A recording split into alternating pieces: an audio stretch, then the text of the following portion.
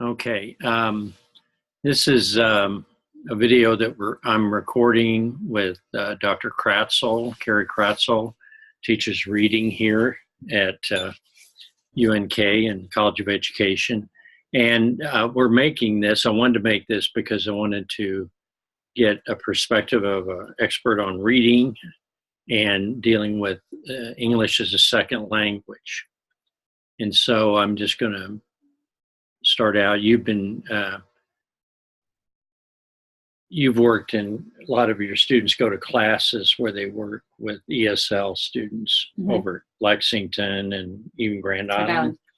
And so what are some pointers or some key things to keep in mind when working with both with ESL kids and in classes where it's mixed ESL with regular students in the classroom?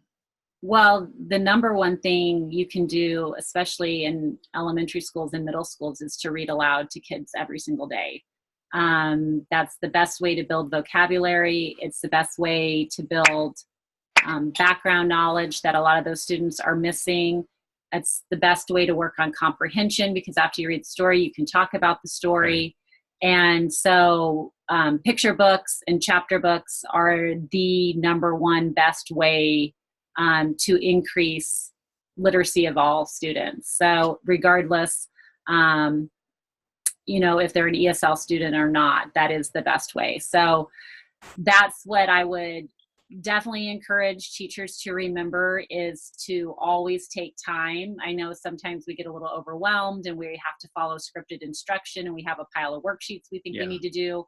That's not going to be the most beneficial thing for your students. So to be able to feel confident in your decision to, move the worksheet out of the way and say, I'm going to spend 10 minutes reading and discussing this book with my students instead. Okay.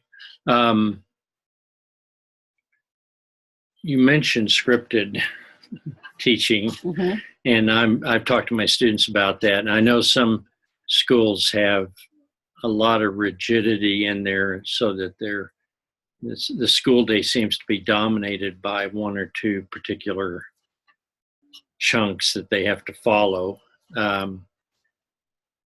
What about types of books in the library for students? I know I always encourage people to use bilingual books sometimes, because then the parents can use those at home and read to the kids in the native language. Of course, Spanish is really the only alternative.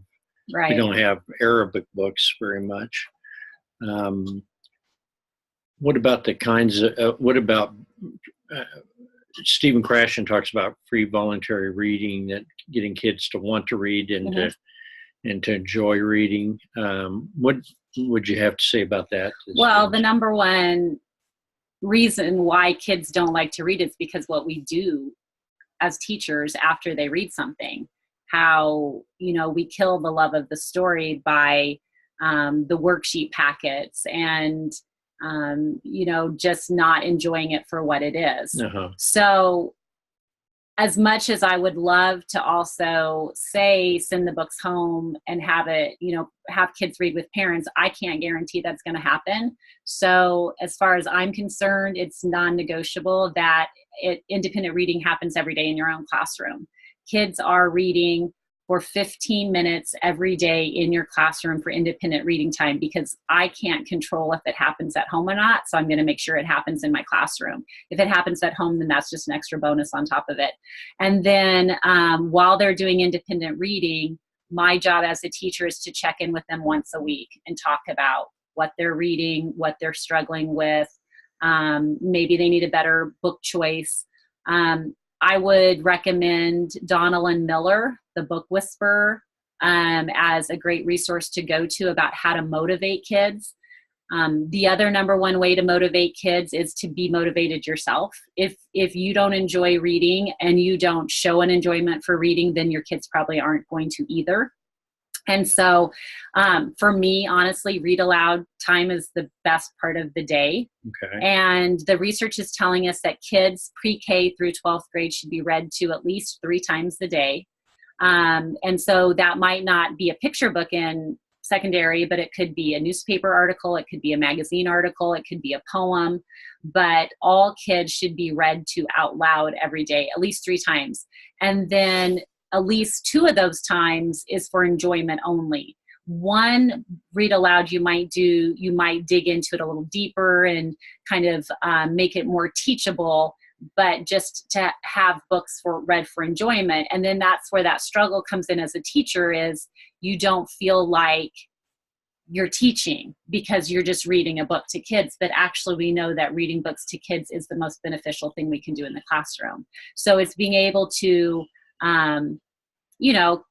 come to terms with the fact that one of the best and most fun things to do in the classroom is one of the most beneficial things you're doing in the classroom. What about vocabulary? So vocabulary needs to be taught. There's no way we can teach enough words directly. So the best way to build vocabulary is indirect instruction. And indirect instruction is through the teacher reading aloud and the kids reading independently. That's the best way to build the vocabulary. If we are teaching those intentional 10 to 15 words a week, it needs to have a connection to the students. So somehow they need to connect to those words. So a worksheet, looking up words in a dictionary, isn't going to be enough for them. They need more than that. They need a connection. They need a story. They need a visual representation. We're actually working on vocabulary right now in my undergraduate class.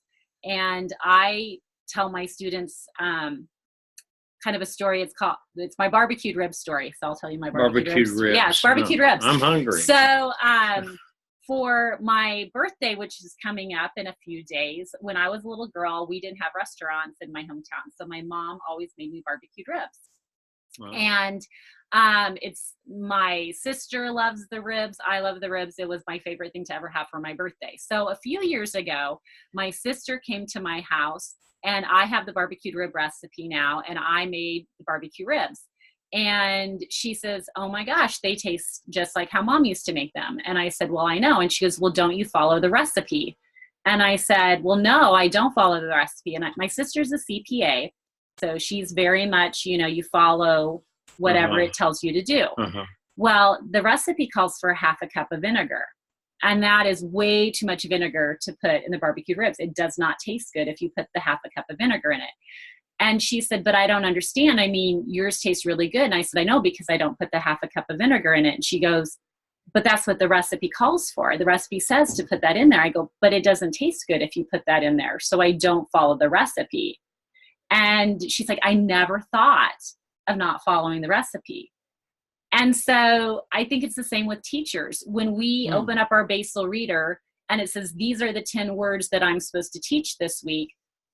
Like I was showing my students yesterday in class, my daughter had done a vocabulary worksheet, and one of the words she spent probably 10 to 15 minutes on was ambulance.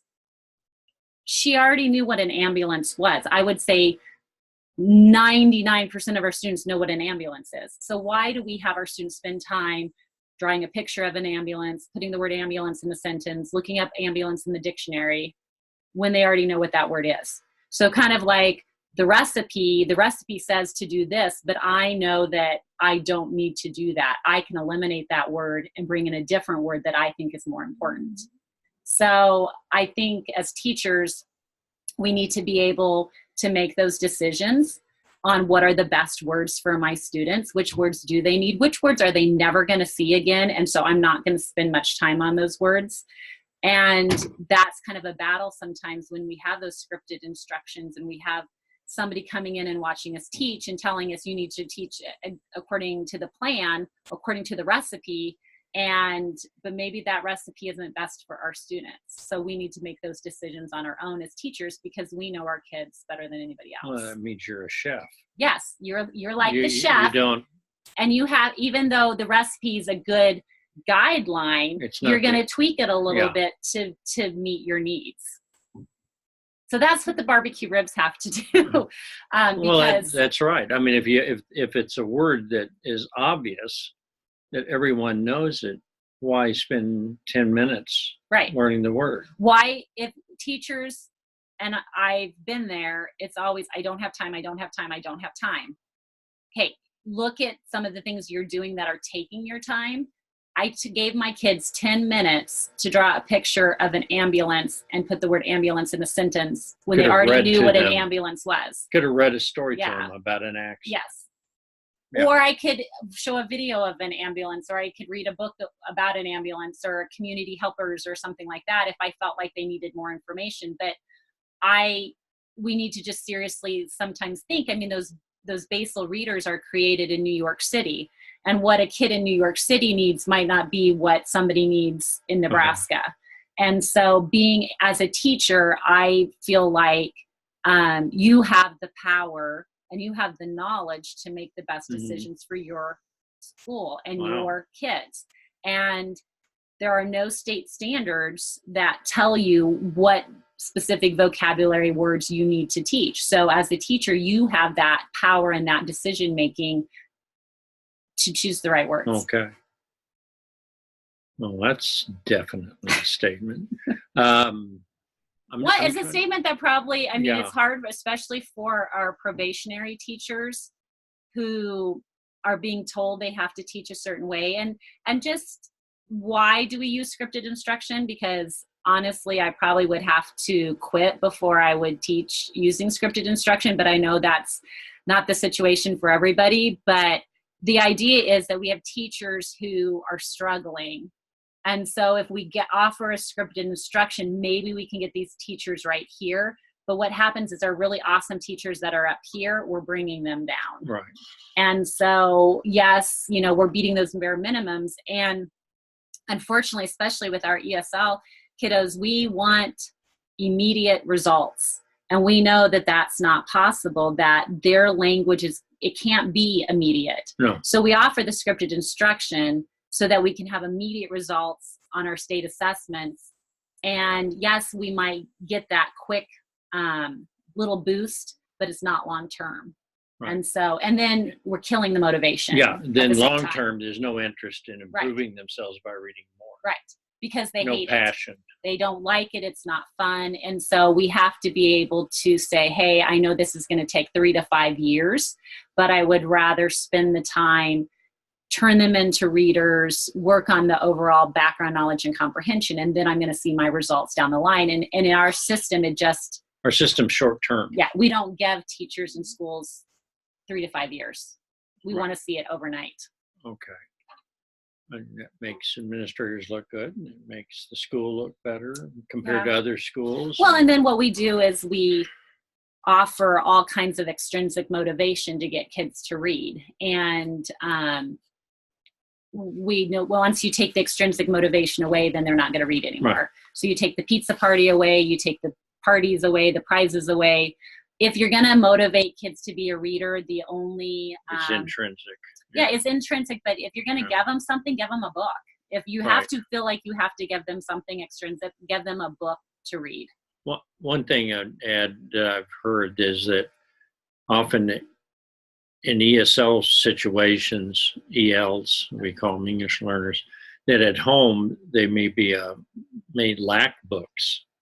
I've actually known of individuals that would throw out all the books in Spanish so their kids would learn English. And so they didn't have any books. Right. And ownership of a book is a huge incentive to open a book. Right. And that's why, too, you want, when those kids go to the library and check out a book and the book they checked out is probably too difficult for them to read on their own, you don't ever deny them the opportunity to take that book home, because that's the book they wanted to check out. And then when you conference with them, because remember, we're going to conference with them once a week about their independent reading. When you conference with them, then you're going to talk to them about that. And they're going to tell you, this book is really too hard for me, but I really like the character, or I want a book about this. And then you can help them find a book that's probably an a better alternative fit. Or a book with more pictures or more. But you never want to deny a student the book that they want to try to read.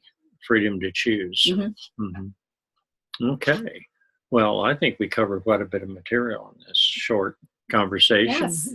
And I hope everybody will take advantage of this knowledge. And I know some of you will be taking Dr. Kratzel classes, or already have, or maybe if you're graduate students, you may have already done this. So Mhm. So anyhow, I hope you find this useful, and I'll probably spread this around to 2 or 3 classes. So Thank a you. lot of good wisdom there. Thanks. Okay, well, thank you. And I'm going to end our little conversation now. And